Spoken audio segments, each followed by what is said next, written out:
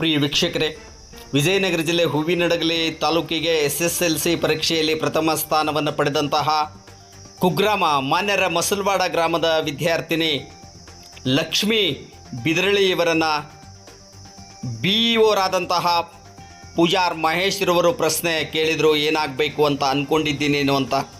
ಆದರೆ ಬಹಳಷ್ಟು ಪರ್ಫೆಕ್ಟ್ ಉತ್ತರ ಕೊಟ್ಟರು, ಪರ್ಫೆಕ್ಟ್ ಆದಂತಹ ಮಾಹಿತಿಯನ್ನು ನೀಡಿದರು. ವಿದ್ಯಾರ್ಥಿನಿ ಲಕ್ಷ್ಮೀ ಬಿದರಳಿಯವರು, ನಾನು IAS ಆಗಬೇಕು ಅಂತ ಅಂದ್ಕೊಂಡಿದ್ದೀನಿ, ಅದು ನನ್ನ ಕನಸು. ಅಗತ್ಯ ಇದೆ. ದೇಶದಲ್ಲಿ ಆಡಳಿತಾತ್ಮಕ ವ್ಯವಸ್ಥೆಯಲ್ಲಿ ಲೋಪ ಇದೆ, ಆಡಳಿತಾತ್ಮಕ ವ್ಯವಸ್ಥೆ ಸರಿಯಿಲ್ಲ.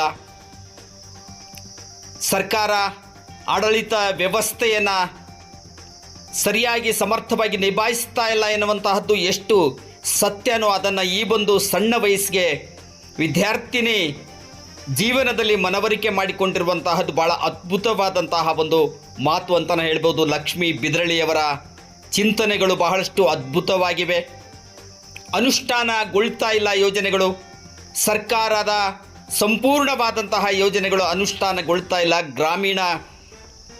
ಗ್ರಾಮಗಳ ಅಭಿವೃದ್ಧಿನೇ ದೇಶದ ಅಭಿವೃದ್ಧಿ.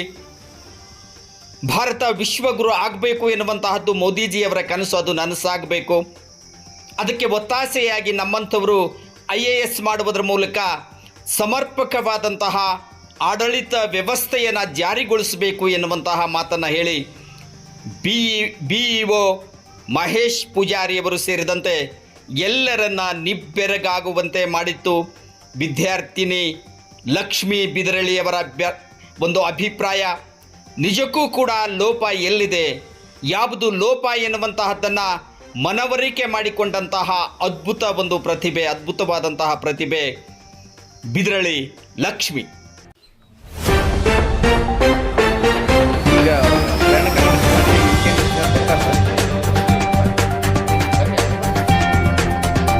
ವಿಜಯನಗರ ಜಿಲ್ಲೆ ಹೂವಿನಡಗಲಿ ತಾಲೂಕಿಗೆ SSLC ಪರೀಕ್ಷೆಯಲ್ಲಿ ಪ್ರಥಮ ಸ್ಥಾನವನ್ನು ಪಡೆದಂತಹ ಬಿದರಳಿ ಲಕ್ಷ್ಮಿ ಇವರನ್ನು ಕ್ಷೇತ್ರ ಶಿಕ್ಷಣಾಧಿಕಾರಿಗಳಾದಂತಹ ಮಹೇಶ್ ಪೂಜಾರ್, ಸಹಾಯಕ ನಿರ್ದೇಶಕರು, ಬಿಸಿಯೂಟ ಯೋಜನೆಯ ಸಹಾಯಕ ನಿರ್ದೇಶಕರಾದಂತಹ ಹನುಮಂತಪ್ಪನವರು ಸೇರಿದಂತೆ ಮುಖ್ಯ ಶಿಕ್ಷಕರ ಸಂಘದ ಅಧ್ಯಕ್ಷರು, ಇನ್ನು ಅನೇಕ ಶಿಕ್ಷಣ ಪ್ರೇಮಿಗಳು ಲಕ್ಷ್ಮೀ ಬಿದರಳಿಯವರ ಮನೆಗೆ ತೆರಳುವುದರ ಮೂಲಕ ಸನ್ಮಾನಿಸಿ ಗೌರವಿಸಿದರು. ಈ ಒಂದು ಸಂದರ್ಭದಲ್ಲಿ ಯೋಗ ಗುರುಗಳು ಶಿಕ್ಷಕರಾದಂತಹ ಮಲ್ಲಿಕಾರ್ಜುನ್ ಕುಂಚೂರವರು ನಿರೂಪಣೆಯನ್ನು ಮಾಡಿದರು. ನಮ್ಮ ಕಲ್ಯಾಣ ಕರ್ನಾಟಕ ಕನ್ನಡಿ ಸುದ್ದಿ ವಾಹಿನಿಯ ಪರವಾದಂತಹ ಒಂದು ಸಂದರ್ಶನವನ್ನು ಮಾಡುವುದರ ಮೂಲಕ ವಿದ್ಯಾರ್ಥಿನಿಯ ಆಸೆಗಳೇನು, ಆಕಾಂಕ್ಷೆಗಳೇನು, ವಿದ್ಯಾರ್ಥಿನಿ ಮುಂದೆ ಏನಾಗಬೇಕು ಅಂದ್ಕೊಂಡಿದ್ದಾಳೆ ಎನ್ನುವಂತಹ ಸಂಪೂರ್ಣವಾದ ಮಾಹಿತಿಯನ್ನು ನಮ್ಮ ಕಲ್ಯಾಣ ಕರ್ನಾಟಕ ಕನ್ನಡಿ ಸುದ್ದಿ ವಾಹಿನಿಗೆ ನೀಡಿದ್ದಾರೆ. ದೈಹಿಕ ಶಿಕ್ಷಕರು, ಯೋಗ ಗುರುಗಳಾದಂತಹ ಮಲ್ಲಿಕಾರ್ಜುನ್ ಕುಂಚೂರವರು, ಬನ್ನಿ ಕೇಳೋಣ. ಸಂಘ ಒಂದು 2 ಮಾತು ಮಾತಾಡ್ಬಿಟ್ರಿ ಸರ್, ಆಕೆ ಶುಭಕೋರಿ. ಈ ವಿಡಿಯೋ ಅವ್ರು ಶೇರ್ ಮಾಡಿಬಿಡ್ತೀನಿ. ವಿಡಿಯೋದಾಗ ಈಗ ನೀವು 621 ತೆಗೆದಿಲ್ಲಮ್ಮ, ನಿನ್ನ ಸ್ಟಡಿ ಯಾವ ರೀತಿ ಇತ್ತು? ನನ್ನ ಸ್ಟಡಿ ಅಂದರೆ ಯಾವುದೇ I have not done any hard work like studying for complete 8 hours. 6 hours study is enough, sir. I used to study in the morning from 5 o'clock to 7:30, and usual regular classes I had to listen attentively. It was very helpful for me, and our teaching staff was so good. The method of teaching and also visual presentations helped us a lot. And evening the work they give, it was not any burden for us. It helped us a lot. And also the tests conducted, our school conducted 7 to 8 preparatories along with the government preparatories. So it was very helpful for us. And I used to study 6 hours a day. Each subject I used to dedicate 1 hour. And I used to use 3 steps. First one is reading the paragraph thoroughly. It helped me to understand the concept, and then I used to make points or highlights, whether it is language or course subject. It also helped me a lot. And then self to give it, and if the points are covered or not, I used to check it. And the regular practice helped me a lot. Stress for us, our teachers, my parents, they helped me a lot. And mentor quotes, they also helped me a lot. It was so easy to give the exam. So ತಂದೆ ತಾಯಿ ಕೊಡುಗೆ ಎಷ್ಟಿದೆ? ತುಂಬಾನೇ ಇದೆ sir. ಅವರು ನಮಗೆ education ಏನು ಹುಡುಗಿ ಬಿಡು ಅಂತ ಏನೋ ಎಜುಕೇಶನ್ ಕೊಟ್ಟಿಲ್ಲ ಅಂದಿದ್ರೆ ನಾ ಇಲ್ಲಿ ನಿಂತ್ಕೊಂಡು ಮಾತಾಡೋಕ್ಕೂ ಕೂಡ ಆಗ್ತಿದ್ದಿಲ್ಲ. ಸೊ ಅವರು ನನಗೆ ಎಷ್ಟೇ ಕಷ್ಟ ಇದ್ದು ಕೂಡ ಎಜುಕೇಶನ್ ಕೊಡಿಸಿದ್ರು. ಸೊ ಅವರು ಮೇನ್ ಇಂಪಾರ್ಟೆಂಟ್ ರೋಲ್ ಇದೆ. ಮುಂದೆ ಏನು ಗುರಿ? ಮುಂದೆ ಸೈನ್ಸ್ ಮಾಡ್ಬೇಕಂತ ಇದ್ದೀನಿ. ಅದಾದ್ಮೇಲೆ IAS ಆಫೀಸರ್ ಆಗಬೇಕು ಅಂತ. ಸೊ ನಮ್ಮ ಕಂಟ್ರಿನಲ್ಲಿ ಅಡ್ಮಿನಿಸ್ಟ್ರೇಷನ್ ತುಂಬಾನೇ ಇಂಪಾರ್ಟೆಂಟ್. ಲಾ ಏನೋ ಮಾಡ್ತಾರೆ, ಬಟ್ ಅದನ್ನ ಎನ್ಫೋರ್ಸ್ ಮಾಡಬೇಕು, ಇಂಪ್ಲಿಮೆಂಟ್ ಮಾಡಬೇಕು. ಇವಾಗ ನಮ್ಮ ಊರಿನಲ್ಲಿ ಆಗಿರ್ಬೋದು, ಇಲ್ಲಿ ಹಿಂಗಡೆ ರೋಡ್ಸ್ ಆಗಿದೆ, ಅದು ಇಲ್ಲ. ಆಮೇಲೆ ಊರಿನಲ್ಲಿ ಕರೆಂಟ್ ಕೂಡ ಬಹಳ ಸರ್ತಿ ಬರ್ತಾ ಇರೋದಿಲ್ಲ. ಸೊ ಸ್ಟಡಿಗೆ ತುಂಬಾನೇ ಅಲ್ಲಿಂದ ಪ್ರಾಬ್ಲಮ್ ಆಗ್ತಾ ಇರುತ್ತೆ. ಸೊ ಅದಕ್ಕೆ ಮೇನ್ ಇಂಪಾರ್ಟೆಂಟ್ ಅಡ್ಮಿನಿಸ್ಟ್ರೇಷನ್. ಅದನ್ನ ಲಾಸ್ನಾಗಿರ್ಲಿ ಇಂಪ್ಲಿಮೆಂಟ್ ಮಾಡೋದು ತುಂಬಾ ಇಂಪಾರ್ಟೆಂಟ್. ಸೊ ಇದೇ ರೀತಿ ಹಳ್ಳಿಗಳನ್ನ ಇಂಪ್ರೂವ್ ಮಾಡ್ತಾ ಹೋದ್ರೆ ನಮ್ಮ ದೇಶ ಕೂಡ ಮುಂದೆ ಬರುತ್ತೆ. ಸೊ ವಿಶ್ವಗುರು ಮಾಡ್ತೀನಿ ಅಂತ ಅಂದಿದ್ದಾರೆ ಮೋದಿಜಿ. ಸೊ ನಮ್ಮ ವೆರಿ ಗುಡ್. ನಾವು ಇಂಪ್ರೂವ್ ಮಾಡಬೇಕು. Sir, okay sir.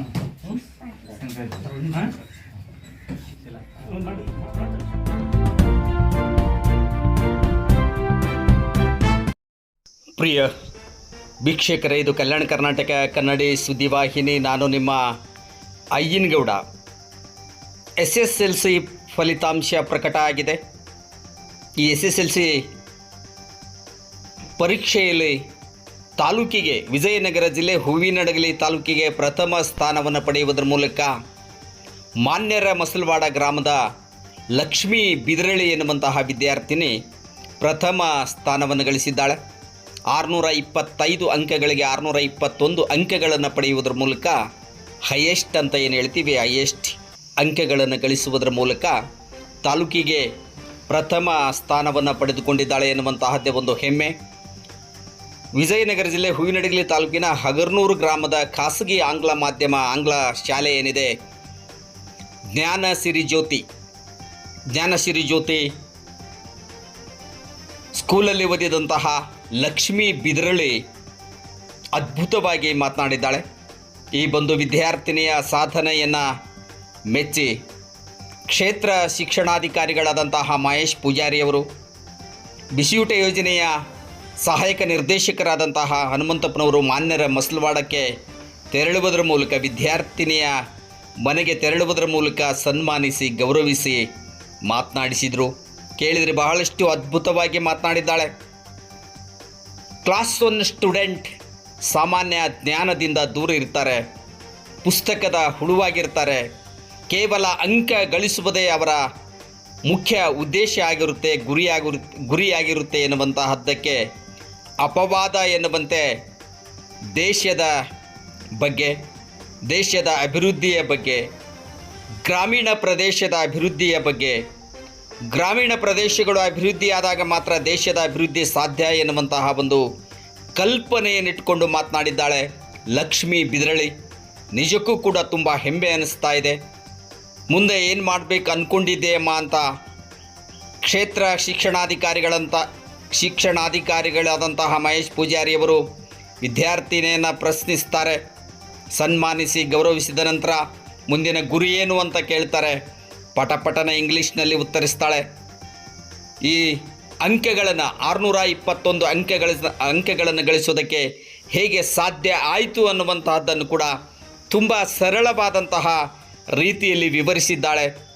ಯಾವುದೇ ಒಂದು 6 ಗಂಟೆ ಓದಿದೆ, 10 ಗಂಟೆ ಓದಿದೆ, ಇಡೀ ರಾತ್ರಿಯೆಲ್ಲ ನಿದ್ದೆಗೆಟ್ಟು ಓದಿದೆ, ಅದರಿಂದ ಯಶಸ್ಸು ಸಾಧ್ಯನಾ? ಇಲ್ಲ, ಯಾವ ವಿಷಯವನ್ನು, ಯಾವ ಸಂದರ್ಭವನ್ನು, ಯಾವ ರೀತಿಯಾಗಿ ನಾವು ಮನವರಿಕೆ ಮಾಡಿಕೊಳ್ಬೇಕು, ನಾವು ಅದನ್ನು ಮನನ ಮಾಡಿಕೊಳ್ಬೇಕು ಎನ್ನುವುದರಿಂದ ಸಾಧ್ಯನಾ ಎನ್ನುವಂಥದ್ದನ್ನು ಬಹಳಷ್ಟು ಅದ್ಭುತವಾಗಿ ಮಾತನಾಡಿದ್ದಾಳೆ ವಿದ್ಯಾಭ್ಯಾಸದ ತನ್ನ ಜೀವನದ ಯಶೋಗಾಥೆಯನ್ನು ಆಕೆ ಯಾವ ರೀತಿಯಾಗಿ ವಿದ್ಯಾಭ್ಯಾಸವನ್ನು ಮಾಡಿದ್ಲು ಮತ್ತು ಯಾವ ರೀತಿಯಾದಂತಹ ಒಂದು ಸಿದ್ಧತೆಯನ್ನು ಮಾಡ್ಕೊಳ್ಳೋದ್ರ ಮೂಲಕ ಈ ಒಂದು ಅಂತಿಮ ಪರೀಕ್ಷೆಯಲ್ಲಿ SSLC ಪರೀಕ್ಷೆಯ 1ರ ಫಲಿತಾಂಶದ ಅದ್ಭುತ ಸಾಧನೆ ಮಾಡಿದಂಥ ವಿದ್ಯಾರ್ಥಿನಿ ಲಕ್ಷ್ಮೀ ಬಿದರಳ್ಳಿ ಅವರ ತಂದೆ ತಾಯಿಗಳೊಂದಿಗೆ ತನ್ನ ಒಂದು ಸಂತೋಷದ ಅನುಭವಗಳನ್ನು ಹಂಚ್ಕೊಳ್ಳಿಕ್ಕೆ ಇವತ್ತು ನಮ್ಮ ವಾಹಿನಿಯೊಂದಿಗೆ ಇಲ್ಲಿ ಇದ್ದಾರೆ. ಹಾಗಾಗಿ ಆ ವಿದ್ಯಾರ್ಥಿನಿಯನ್ನು ನಾವು ಮಾತನಾಡಿಸೋಣ. ಯಾವ ರೀತಿಯಲ್ಲಿ ನಿನ್ನ ವಿದ್ಯಾಭ್ಯಾಸ ಇತ್ತಮ್ಮ, ಮತ್ತು ಹೇಗೆ ಎಷ್ಟು ಗಂಟೆಗಳ ಕಾಲ ನೀನು ವಿದ್ಯಾಭ್ಯಾಸವನ್ನು ಮಾಡಿ ನೀನು ಈ ಒಂದು ಸಾಧನೆ ಮಾಡಲಿಕ್ಕೆ ಸಾರ್ಥಕತೆ ಆಯಿತು, ಜೊತೆಗೆ ನಿಮ್ಮ ಮನೆಯಲ್ಲಿ ನಿಮ್ಮ ತಂದೆ ತಾಯಿಗಳ ಒಂದು ಪರಿಶ್ರಮದೊಂದಿಗೆ ನೀನು ಯಾವ ರೀತಿಯಾಗಿ ಅದನ್ನು ಛಲ ತೆಗೆದುಕೊಂಡು ಈ ಸಾಧನೆಯನ್ನು ಮಾಡಿದಿ? Sir, first of all, this 10th standard journey was never a tough journey for me. It was easy and flawless because of the support of my parents, our school secretary Manjunath B sir, and our guider and mentor Kotre sir, they all supported a lot for me. First of all, my parents, if they had thought that why should we give education for a girl, then I would never have been standing before you all. So great thanks to all of them, my parents and also my teachers. And if comes to my studies, I have never done hard work like wake up to ಅಲ್ಲಿ ಗುರುತಿಸಾಗೆ ಮಾಡಿರ್ತಕ್ಕಂಥ ಆ ಎರಡು ಅಣ್ಣ ತಮ್ಮಂದರಿಗೆ ನಾನು ತುಂಬ ಧನ್ಯವಾದನ ಹೇಳಕ್ಕೆ ಇಷ್ಟಪಡ್ತಾ ಇದ್ದೀನಿ. ಓಕೆ, ನಿಮ್ಮಷ್ಟೇ ಜವಾಬ್ದಾರಿಯನ್ನು ತೆಗೆದುಕೊಂಡು ಒಂದು ಶಾಲೆಯ ಶಿಕ್ಷಕರು ಕೂಡ ಸ್ವಂತ ಮಗಳಂತೆ ಆಕೆಗೆಲ್ಲ ಮಾರ್ಗದರ್ಶನ ಮಾಡೋದ್ರ ಮೂಲಕವಾಗಿ ಆಕೆ ವಿದ್ಯಾಭ್ಯಾಸಕ್ಕೆ ಬೆನ್ನೆಲುಬಾಗಿ ನಿಂತ್ಕೊಂಡು ಇವತ್ತು ನಿಮ್ಮ ಜೊತೆಗೇ ಅವರು ಕೂಡ ಸ್ವಂತ ಮಗಳಂತೆ ಇವತ್ತು ಅವರಿಗೆ ಪ್ರೋತ್ಸಾಹವನ್ನು ಕೊಟ್ಟು ಈ ರೀತಿ ಹೆಚ್ಚು ಫಲಿತಾಂಶವನ್ನು ತೆಗೆದುಕೊಳ್ಳಲಿಕ್ಕೆ ಸಾಧ್ಯತೆ ಆಯಿತು ಅಂತಕ್ಕಂಥದ್ದು ನಿಮ್ಮ ಒಂದು ಅನಿಸಿಕೆ. ಹಾಗಾಗಿ ಅದೇ ಸಂದರ್ಭದಲ್ಲಿ ಅವರ ತಾಯಿ ಕೂಡ ಇದ್ದಾರೆ, ಭಾಳ ಶ್ರಮವಹಿಸಿ ದಿನನಿತ್ಯವೂ ಕೂಡ ಕಾಯಕ ಯೋಗಿಗಳಾಗಿ ಶ್ರಮವಹಿಸಿ ದುಡಿತಕ್ಕಂಥದ್ರ ಜೊತೆ ಇವತ್ತು ಮಗಳು ತಾಲೂಕಿಗೆ ಹೈಯೆಸ್ಟ್ ತೆಗೆದುಕೊಂಡಂಥ ಸಂದರ್ಭದಲ್ಲಿ ಅವರ ತಾಯಿ ಏನು ಹೇಳ್ತಾಳೆ ಕೇಳೋಣ. ಅವಳ ಗುರಿ ಅದಾಗಿತ್ತು, ಅವಳದು ಯಶಸ್ಸು ಕಂಡ್ಲು, ಭಾಳ ಖುಷಿ ಆಗ್ತಿದೆ ಸರ್. ಹೇಳಿ. SSLC ಪರೀಕ್ಷೆಯಲ್ಲಿ ತಾಲೂಕಿಗೆ ಪ್ರಥಮ ಸ್ಥಾನವನ್ನು ಪಡೆದಂತಹ ಹಗರ್ನೂರಿನ ಖಾಸಗಿ ಆಂಗ್ಲ ಮಾಧ್ಯಮ ಶಾಲೆಯ ಜ್ಞಾನಸಿರಿ ಜ್ಯೋತಿ ವಿದ್ಯಾರ್ಥಿನಿಯ ತಂದೆ ತಾಯಿಗಳು ಮಾನ್ಯರ ಮಸಲ್ವಾಡದ ಬಿದ್ರಳ್ಳಿ ಬಸವರಾಜ್ ಮತ್ತು ಬಿದ್ರಳ್ಳಿ ಕವಿತಾ ಬಹಳಷ್ಟು ಬಡತನ, ಭಾಳಷ್ಟು ಸಂಕಷ್ಟದ ದಿನಗಳನ್ನು ಎದುರಿಸಿದಂಥವರು, ಎಲ್ಲ ನಷ್ಟವನ್ನು ಅನುಭವಿಸಿ ಈಗ ಸದ್ಯ ಹೈನುಗಾರಿಕೆಯಲ್ಲಿ ತಮ್ಮ ಬದುಕನ್ನು ಕಟ್ಟಿಕೊಳ್ತಿರುವಂತಹ ಬಿದ್ರಳ್ಳಿ ಬಸವರಾಜ್ ಮತ್ತು ಬಿದ್ರಳ್ಳಿ ಕವಿತಾರವರ ಪುತ್ರಿ ಲಕ್ಷ್ಮಿ ಬಿದ್ರಳ್ಳಿ, ಮಾನ್ಯರ ಮಸಲ್ವಾಡ ಗ್ರಾಮದ ಇಬ್ಬರ ಮುದ್ದಿನ ಪುತ್ರಿ ಇಂದು ತಾಲೂಕಿಗೆ SSLC ಪ್ರಥಮ ಸ್ಥಾನವನ್ನು ಪಡೆದಿರುವಂತಹದ್ದು ಒಂದು ಕಡೆ ಹೆಮ್ಮೆ, ಆದರೆ ಇನ್ನೊಂದು ಕಡೆ ದುಃಖ ಅವರಲ್ಲಿ ಉಮ್ಮಳಿಸಿ ಬರ್ತಾ ಇದೆ.